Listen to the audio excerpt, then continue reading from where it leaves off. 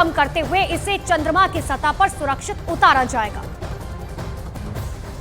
यानी कि बस अब कुछ घंटों का इंतजार है और विक्रम लैंडर चांद की सतह पर उतरने वाला है। इसरो के वैज्ञानिकों ने सभी तैयारियों को पूरा कर लिया है। वैज्ञानिक विक्रम लैंडर की हर गतिविधि पर इस वक्त नजर रखे हुए हैं और चांद से आई तस्वीरों का भी बारीकी से अध्ययन किया जा रहा है ताकि लैंडिंग के वक्त आने वाली दिक्कतों को सुलझाया जा सके।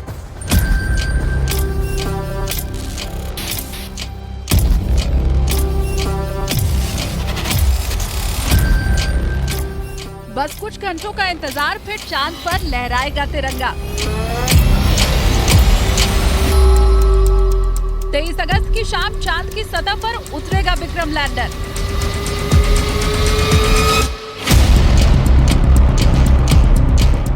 लैंडिंग के पहले 2 घंटे का वक्त वैज्ञानिकों के लिए सबसे अहम। 23 अगस्त को नहीं हुई लैंडिंग तो करना होगा 27 अगस्त का इंतजार। विक्रम लैंडर को चांद की सतह पर उतारने की पूरी कोशिश की जा रही है। इसरो वैज्ञानिक लैंडिंग के पहले की पूरी प्रक्रिया को अंजाम देने में लगे हैं।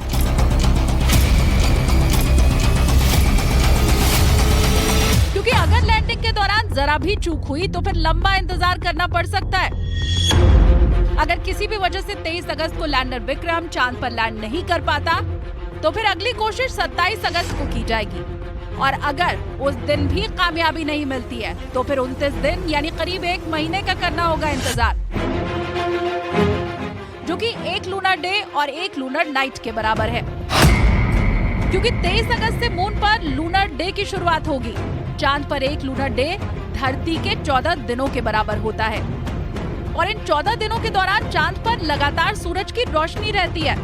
और चंद्रयान 3 में जो इंस्ट्रूमेंट लगे हैं उनकी लाइफ 1 लूनर दिन की है, क्योंकि ये सोलर पावर से चलते हैं। यही वजह है कि अगर 23 अगस्त को लैंडिंग नहीं हो पाती तो इसके लिए पूरे 1 महीने का करना होगा इंतजार, जो कि 1 लूनर डे और 1 लूनर नाइट के बराबर है।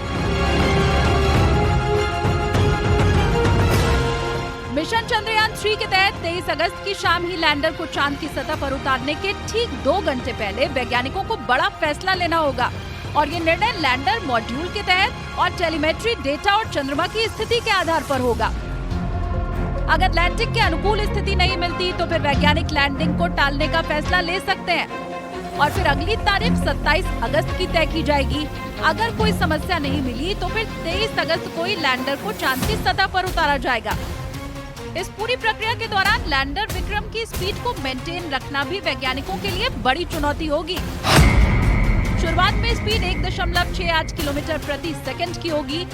चांद पर यह स्पीड बेहद तेज मानी जाती है क्योंकि चांद का गुरुत्वाकर्षण भी उसे अपनी ओर खींचेगा और स्पीड कम करने के लिए यान से थ्रस्टर से रेट्रो फायर भी किए जाएंगे, जिससे उसकी स्पीड कम होती जाएगी। जब वो चांद की सतह की ओर बढ़ेगा तो उसे छूने तक धीरे धीरे इंजन थ्रस्टर फायर से गति लगभग 0 के करीब लाई जाएगी। इसके लिए लैंडर मॉड्यूल में 4 थ्रस्टर इंजन लगाए गए हैं। यानी साफ है कि लैंडर की लैंडिंग के पहले वैज्ञानिकों को कड़ी परीक्षा से गुजरना है और इसके लिए वो पूरी तरह तैयार है और हर पल लैंडर की गतिविधि को चेक किया जा रहा है। जो डेटा और तस्वीरें आ रही हैं उसका लगातार अध्ययन किया जा रहा है, जिससे कि 23 अगस्त की शाम लैंडिंग के दौरान आने वाली दिक्कतों को दूर किया जा सके और तय समय पर लैंडर विक्रम चंद्रयान की सतह पर उतारा जा सके।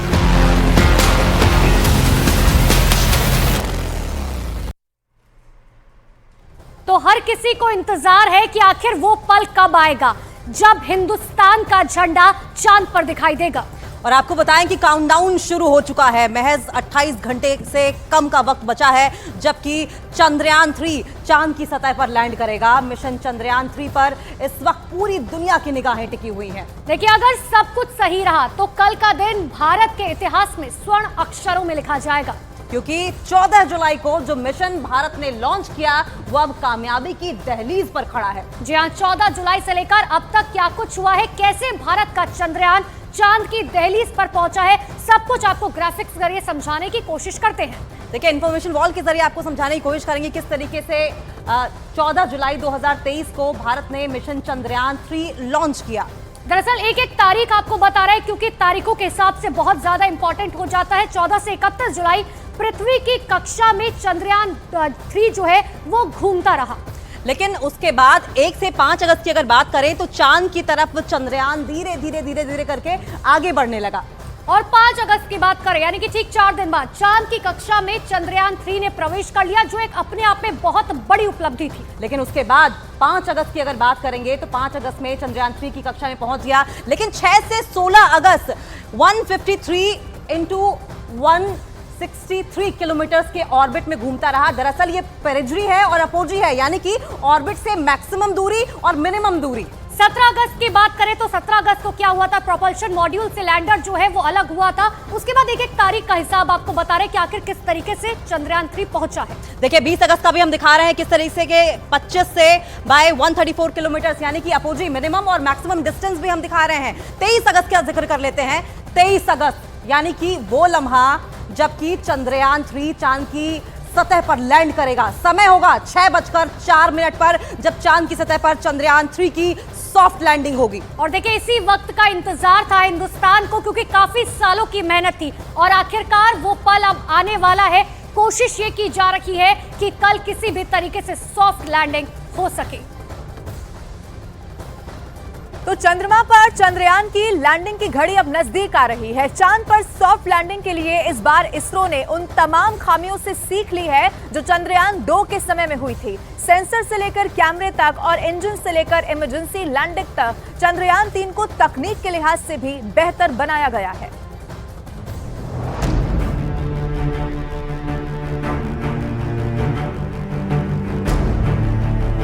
चंद्रमा पर चंद्रयान की लैंडिंग का काउंटडाउन, इतिहास रचने को तैयार हिंदुस्तान। चंद्रयान 3 की रफ्तार धीरे धीरे कम की जा रही है। अब लैंडर विक्रम की निगाह उस जगह को तलाश रही है जहां विक्रम की सॉफ्ट लैंडिंग होनी है।